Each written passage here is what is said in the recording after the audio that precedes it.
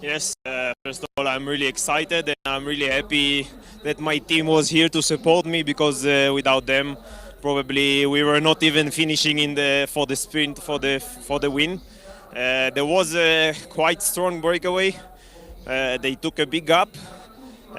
We had Moritz from my team to pull most of the way, a lot of the times alone. Some of the times a little bit of help, and then we came into the last kilometers. They still had almost a minute, but we were really motivated to do this thing.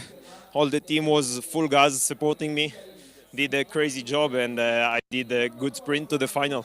You just did a good sprint to the final, as you mentioned.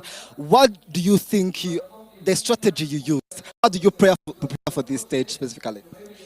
Yeah, we took the stage with both hands. I think that the SS here, good friends of mine, they were not afraid to take responsibility today, and also the team, the riders were not afraid to do their job, and I think everybody was really motivated for it.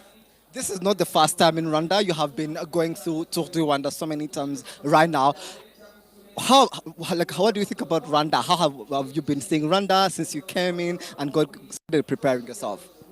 Yeah, I'm here already the third time for Tour of Rwanda, Tour de Rwanda, and I'm really love this country. The people are so respectful, super safe, and I really enjoy every moment here.